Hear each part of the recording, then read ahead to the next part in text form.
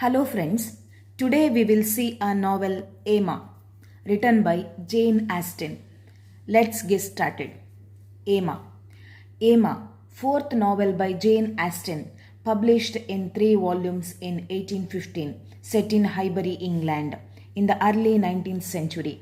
The novel centers on Emma Woodhouse. Emma is a protagonist here, a main role. A precocious young woman whose misplaced confidence in her matchmaking abilities occasions several romantic misadventures. Now we will see Emma's introduction, how she is. Emma's introduction of the character Emma Woodhouse is among the most famous in the history of fiction. According to the narrator, Emma is indeed beautiful, wealthy, and smart. However, she is also spoiled, meddlesome, and self deluded. Although she is convinced she will never marry, Emma believes she is an excellent matchmaker. As she tells her father and her dear friend, Mr. Knightley, she practically arranged the recent marriage between her former governess, Miss Taylor, and the widower, Mr. Weston. After such a clear success, Emma is determined to make another match.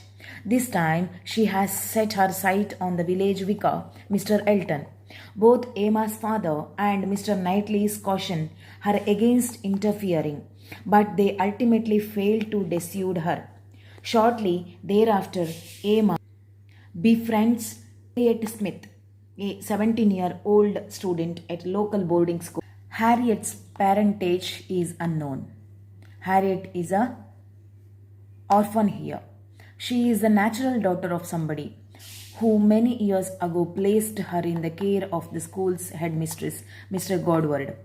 Despite the obscurity of her birth and her perceived inferior social status, Emma decided that Harriet is a perfect match for Mr. Elton.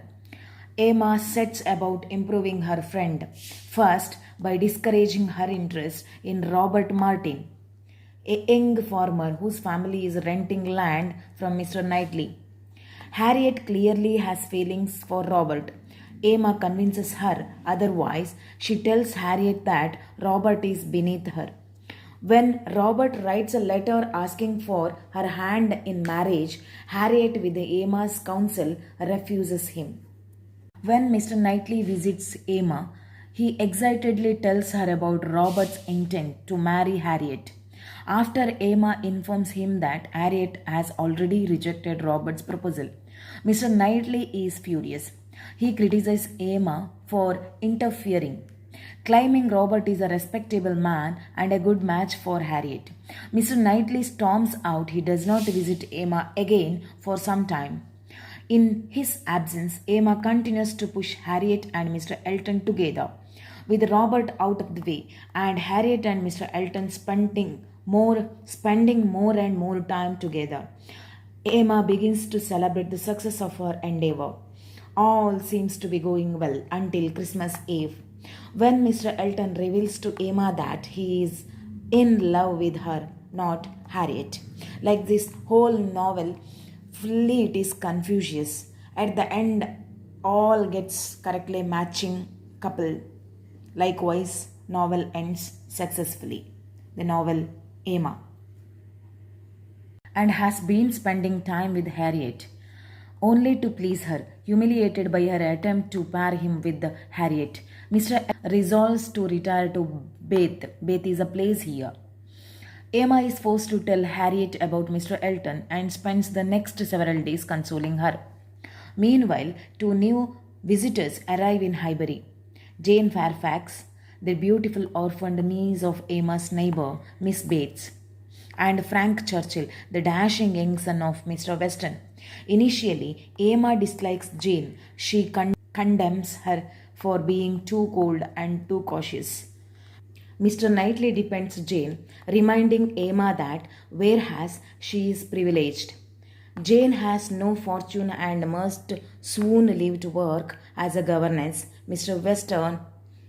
Weston suspects that Mr. Knightley harbors some romantic feelings.